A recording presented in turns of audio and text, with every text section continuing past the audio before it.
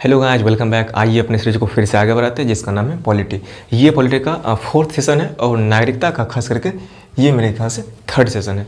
और आज हम देखने वाले हैं जो हमारे देश से बाहर लोग रहते हैं, जिसको बोलते हैं एनआरआई बोलते हैं, कभी कभी ओसीआई बोलते हैं, कभी कभी पीआईओ बोलते हैं, कि मतलब कितने तरीके के नागरिक जो हमारे भारत देश से बाहर रहते हैं, हम उसको कहीं ना कहीं कवर करने वाले। ठीक है, चलिए आप इससे पहले मेरे ख्याल से आप इससे पहले का सेशन एक बार देख लीजिए, आपको सारी बातें बिल्कुल बारीकी से समझ में आ जाएंगी। ठीक है, चलिए शुरू करते हैं बिना टाइम को वेस्ट किए। तो सबसे पहले ये देखते हैं, अगर मान लेते हैं किसी पर्सन का नागरिकता छिन जाता है, तो अगर मान लेते हैं सरकार, हमारी सरकार अगर किसी भारत के लोगों की अगर नागरिकता सिटीजनशिप छीन लेती है, इसका मतलब ऐसा बिल्कुल नहीं होता कि हम उसको देश से बाहर कर देंगे। वो कंट्री में रह सकता है, वो घूम भी सकता है, बस वो कभी हमारे इंडिया में वोट नहीं दे सकता। दूसरी बात, वो इलेक्शन में कभी पार्टिसिपेट नहीं कर सकता। और तीसरा, जो भी हमारे इंडिया में बड़े बड़े पोस्ट है सरकारी, उस पर कभी भी वो जॉब नहीं ले सकता। मतलब प्रेसिडेंट हो गए, पीएम हो गए, जो हमारा हाई कोर्ट वगैरह हो गया, जैसे चाहे डिस्ट्रिक्ट कोर्ट हो चाहे सुप्रीम कोर्ट हो, उसमें कभी भी जज के लिए, मतलब जो भी सरकारी पोस्ट के लिए जो बड़ा बड़ा जॉब होता है, उसके लिए वो कभी अप्लाई नहीं कर सकता। ठीक है, उसके बाद बात करते हैं जो आपका कॉन्सेप्ट है सिटीजनशिप, मतलब जो नागरिकता का कॉन्सेप्ट है वो लिया गया था ब्रिटेन से। ऑब्वियस सी बात, हमारे कंट्री पे कई सालों तक जो कंट्रोल रहा था वो ब्रिटिश का रहा था, इसीलिए हमारे संविधान में अभी भी बहुत सारा नियम इसी ब्रिटिश का लिया गया है। ठीक है, तो नागरिकता का कॉन्सेप्ट है ब्रिटिश में। तीसरी बात, जो हमारे इंडिया का सिटीजनशिप है वो एक कहरी नागरिकता है, मतलब कोई भी बंदा सिर्फ एक सिटीजनशिप ले सकता है। मतलब अगर मान लेते हैं हम बिहार के हैं, तो हम ये कभी नहीं बोल सकते कि हम बिहार के नागरिक हैं। हम बिहार के रेसिडेंट हैं, मतलब हम बिहार के निवासी हैं सिर्फ, लेकिन नागरिक सिर्फ भारत का है। इससे पहले 2019 की बात करें तो उससे पहले जम्मू कश्मीर में था दोहरी नागरिकता, मतलब वहाँ के लोग जम्मू कश्मीर के भी नागरिक थे और इंडिया के भी थे।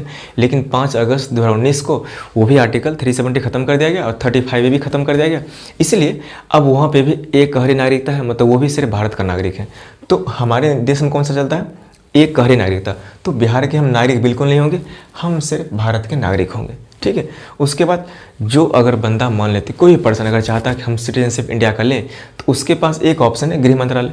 तो जो भी नागरिकता के बारे में जो भी रूल होता है, जो भी रेगुलेशन होता है, या जो भी उसको नियम कानून बनाना होता है, या फिर अगर अप्लाई करना होता है, आप इसी गृह मंत्रालय के अंतर्गत आपको अप्लाई करना होता है और आपको रजिस्ट्रेशन करने के बाद आपको सिटीजनशिप कहीं ना कहीं मिल जाता है। ठीक है, तो आपके पास 5 ऑप्शन थे प्राप्त करने के और 3 थे आपके पास खोने के। मैंने यहाँ तक सारी बातें इससे जस्ट रिसेंट वीडियो में मैंने कवर कर दिया। ठीक है, चलिए आप देखते हैं, जो पर्सन अगर इंडिया का नागरिक है तो ऐसा बिल्कुल नहीं है कि वो हमेशा इंडिया में ही रहेगा। वो हो सकता है वो बाहर घूमे, है कि नहीं, तो हो सकता है वो बाहर घूमे और वो वहीं पर रहना शुरू कर दे। अगर जो बंदा हमारे इंडिया का है लेकिन अभी यहाँ पे रहता नहीं है, तो हम उस व्यक्ति को क्या बोलते हैं? एनआरआई बोलते हैं, कभी पीआईओ बोलते हैं, कभी ओसीआई बोलते हैं। तो जो व्यक्ति बाहर रहते हैं हम उसके बारे में जानते हैं कि कितने कितने ढंग के लोग बाहर रहते हैं। तो सबसे पहला आता है आपका एनआरआई, इसको बोलते हैं नॉन रेसिडेंट इंडियन, मतलब ऐसा व्यक्ति जो कहीं घूमने के लिए गया है, मतलब आउट ऑफ इंडिया की बात करें, अगर मान लेते किसी कंट्री में घूमने के लिए गया है, अगर उसको वहीं पर अच्छा लग गया तो हो सकता है वो रहना शुरू कर दे, तो काफ़ी दिन तक वो इंडिया में नहीं आएगा। इसका मतलब ये बिल्कुल नहीं होगा कि वो हमारे इंडिया का नागरिक है ही नहीं।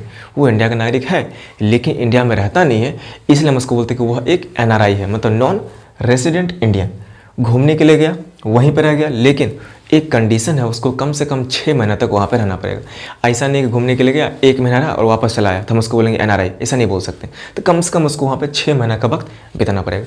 पासपोर्ट हमको हमारी सरकार दे देगी उसको, तो उसके पास पासपोर्ट रहेगा। दूसरी बात, वो इलेक्शन में पार्टिसिपेट कर सकता है, मतलब वोट भी दे सकता है। ठीक है, और उसके बाद उसका इनकम टैक्स फ्री है। ऑब्वियसली देखिए, जो भी पर्सन इंडिया के बाहर रहते हैं तो काम तो वहाँ भी करते होंगे, तो जो भी वो लोग वहाँ पे इनकम जनरेट करता है, जो भी पैसा कमाता है, ऑब्वियसली बात इंडिया को भेजेगा। तो इंडिया को भेजने के बाद हमारे इंडिया में जीडीपी में कहीं ना कहीं फ़ायदा होता है। तो सरकार क्या करती है, उसके पैसे पे इनकम टैक्स बिल्कुल फ्री करते हैं, ताकि हमारे जो लोग हैं यहाँ पर उनको कहीं ना कहीं बेनिफिट मिले। ठीक है, तो उनका इनकम टैक्स बिल्कुल फ्री होता है और ये देश की अर्थव्यवस्था, मतलब इकोनॉमी के लिए काफ़ी हेल्पफुल है ये सारे लोग। ठीक है, उसके बाद आता है आपका पीआईओ, इसको बोलते हैं पर्सन ऑफ इंडियन ओरिजिन।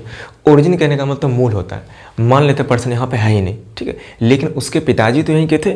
मान लेते कोई व्यक्ति यहाँ पे रहता था पहले इंडिया में, वो चला गया मान लेते यूएसए, अब एक साल 2 साल तक लगातार वहीं पर रहा। अब उसके मान लेते हैं उसके बच्चे वहीं पे पैदा हुए, तो उसके बच्चे पैदा हुए थे यूएसए में, लेकिन उसके पिताजी का तो जन्म हुआ था इंडिया में, तो वो व्यक्ति फिर भी कहलाएगा कि वो इंडियन ओरिजिन का है।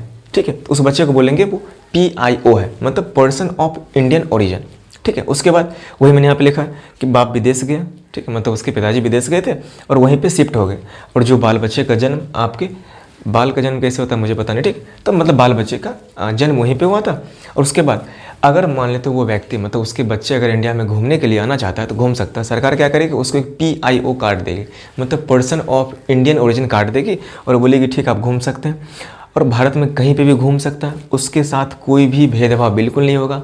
आप ऐसे मान लेते कोई फॉरेनर अगर हमारे इंडिया में आता है तो उसको कहीं ना कहीं हम ज़्यादा चार्ज करते हैं किसी टूरिस्ट प्लेस पे, तो हम उस पर्सन से कभी भी एक्स्ट्रा चार्ज नहीं करेंगे इस चीज़ को देख के कि वो हमारे इंडिया का मतलब अभी फिलहाल नहीं रहता है, ठीक है। तो उस भारत में घूम सकता है कहीं पे भी, पर्यटन मतलब कहीं पे घूमने के लिए उसके पास उससे ज़्यादा पैसा हम लोग नहीं लेंगे।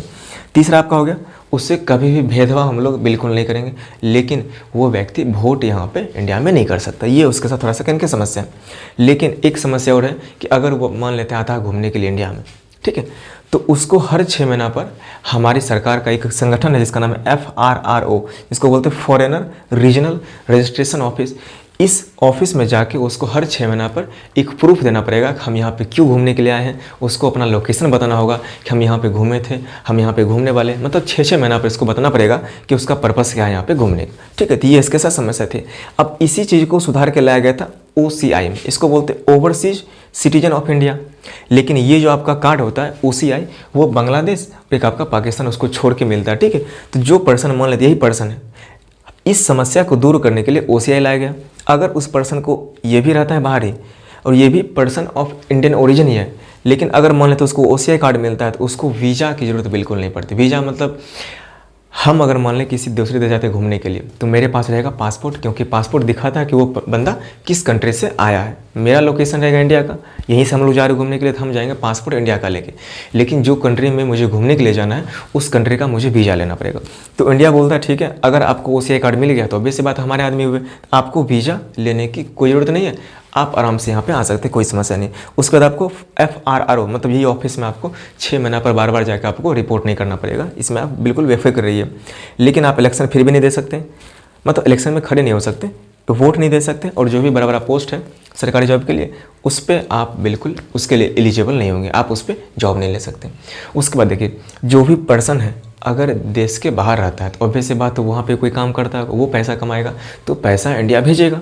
तो उस पैसे को इंडिया भेजने के लिए अकाउंट खुलवाएगा ना यहाँ पे इंडिया में, तो उसी को बोलते हैं यहाँ पे। ये 3 ढंग का अकाउंट है। तो 1999 में एक फेमा एक्ट लाया गया, FEMA फेमा एक्ट, मतलब द फॉरेन एक्सचेंज। एक्सचेंज का मतलब अदला बदली होता है। अब देखिए हमारे इंडिया का करेंसी रुपी चलता है, USA का डॉलर चलता है, UK का आपका पाउंड चलता है, तो हर एक कंट्री का अपना अपना करेंसी होता है। तो वो उस करेंसी को एक्सचेंज करना, उसी को बोलते हैं ये एक्सचेंज करना। The foreign exchange management act, मतलब इस मैनेजमेंट एक्ट के तहत ये बोला गया था ठीक है, अगर बाहर से आप पैसा भेजते हैं, ठीक है, तो वहाँ से आप डॉलर भेजिएगा यहाँ पे कन्वर्ट होगा रुपीज़ में, आप भेजिएगा पाउंड यहाँ कन्वर्ट होगा रुपीज़ में। तो कोई अलग ढंग का आपको अकाउंट खुलवाना पड़ेगा ताकि वो सारा करेंसी को जो आपका एक्सचेंज होता है उसको मैनेजमेंट करे। तो वही लाया गया था आपका फेमा एक्ट 1999 में। तो उसमें ये बोला गया था आपके पास 3 ऑप्शन है, आप 3 अकाउंट खुला सकते हैं। पहला आपका आता है NRO, जिसको बोलते हैं नॉन रेसिडेंट ऑर्डिनरी अकाउंट। इस अकाउंट में आप इंडियन रुपीज़ भी जमा कर सकते हैं। अच्छा देखिए, जो पैसा वहाँ से भेजेगा, एक अकाउंट अपना वो खुलाएगा, उसमें कोई समस्या नहीं, लेकिन उसको एक अकाउंट इंडिया में भी खुलाना पड़ेगा क्योंकि वहाँ से पैसा ट्रांसफ़र करेगा, ठीक है। तो उसको बोलते हैं NRO पहला अकाउंट। उसमें ये होता है कि आप इंडियन रुपये भी जमा कर सकते हैं और आप वहाँ से डॉलर भी जमा कर सकते हैं। लेकिन सरकार इसमें ये बोलती है कि ठीक है, आप पे टैक्स लगेगा, ठीक है। आप उसमें रुपीज़ से डॉलर में कन्वर्ट भी कर सकते हैं। यहाँ पर अगर NRO अकाउंट खुल गया तो वो हम लोग यहाँ भी पैसा जमा कर सकते हैं, और मेरे जो रिश्तेदार होंगे जो वहाँ से पैसा भेजते हैं वो भी डॉलर भी भेज सकते हैं, मतलब करेंसी दोनों जमा हो सकता है, लेकिन सरकार उस पर टैक्स लेगी, ये यहाँ पर बोला गया था। और रुपये से आप डॉलर में या फिर डॉलर से आप रुपीज़ में कन्वर्जन भी इसका कर सकते हैं, इसमें कोई समस्या नहीं। उसके बाद आपका आता है NRA, इसको बोलते हैं नॉन रेसिडेंट एक्सटर्नल। एक्सटर्नल का मतलब बाहर होता है। इसमें सिर्फ फॉरेन करेंसी, मतलब सिर्फ बाहर का करेंसी हम रुपया यहाँ पे जमा कर सकते हैं, मतलब इसमें डॉलर जमा कर सकते हैं, पाउंड जमा कर सकते हैं, इसमें रुपीज़ जमा बिल्कुल नहीं होता, ठीक है। तो वही मैंने लिखा है यहाँ पे, यहाँ ओनली फॉरेन करेंसी, इसमें इंडियन करेंसी बिल्कुल जमा नहीं होगा, लेकिन इसका टैक्स फ्री रहता है। सरकार जब उस पर टैक्स बिल्कुल नहीं लेती, इनकम टैक्स, और आप इसमें रुपीज़ में डॉलर को यानी डॉलर में रुपीज़ को कन्वर्ट कर सकते हैं, आपको ये यहाँ पे बेनिफिट मिलेगा। यहाँ पे टैक्स था, यहाँ पे टैक्स नहीं था। उसके बाद एक होता है FCNR, ये होता है फॉरेन करेंसी नॉन रेसिडेंट। इसमें सिंपल ये होता है, अगर मान लेते कोई बंदा ये चाहता है कि हम डॉलर भेजें और वो चाहता नहीं कि हम डॉलर को कन्वर्ट करें रुपीज़ में, उसके लिए आपका ये बेनिफिट मिलता है। उसमें सिर्फ ये बोलता है कि सेम करेंसी रहेगा, आप अगर वहाँ से भेजिएगा डॉलर तो इसमें वो डॉलर ही रहेगा, भेजिएगा पाउंड तो यहाँ पे पाउंड ही रहेगा, उसमें चेंज करने की कोई जरूरत है ही नहीं है, ठीक है, उसको बोलते। तो यहाँ पे आपको डॉलर में मतलब डॉलर को रुपीज़ में यहाँ पे कन्वर्ट नहीं कर सकते हैं, ठीक है। और अगर इस ढंग का अगर आप अकाउंट खुलवाते हैं तो आपको दो चीज़ देना पड़ेगा, एक होता है IFSC कोड, एक होता है स्विफ्ट कोड। स्विफ्ट कोड दीजिएगा, उस बैंक से पूछ के आपको स्विफ्ट कोड देना पड़ेगा, उस मतलब जो भेजेगा पैसा आप उसको दीजिएगा स्विफ्ट कोड। एक होता है आपका IFSC कोड, ये बेसिकली मतलब जो आपका बैंक हो गया उसका लोकेशन होता है, ठीक है। तो ये दोनों कोड आपको वहाँ पे देना पड़ेगा। आपको पता है जो आपका यूट्यूब का एडसेंस होता है वो भी मांगती है स्विफ्ट कोड, ताकि जो अपना वो डॉलर एडसेंस के थ्रू जो भेजता है वो भी डॉलर में भेजता है, तो ऑब्वियस सी बात है उसको भी कहने की स्विफ्ट कोड की जरूरत पड़ती है, ठीक है। तो समझिए यहाँ पे 3 ढंग का अकाउंट, NRO यहाँ पे टैक्स लगेगा, बाकी इसमें टैक्स नहीं लगेगा, ठीक है। और इसमें आपको सेम करेंसी रहेगा, ठीक है। चलिए आप इसका स्क्रीनशॉट ले लीजिए।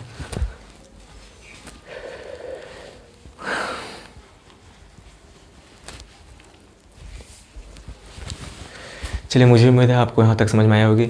अब इसके बाद देखेंगे मोस्ट इंपॉर्टेंट टॉपिक जिसका नाम है फंडामेंटल राइट्स, जिसको बोलते हैं मौलिक अधिकार। इससे भर भर के एग्जाम में क्वेश्चन आते हैं, ठीक है। चलिए फिर मिलते हैं थोड़ी देर में, तब तक के लिए सी यू सून।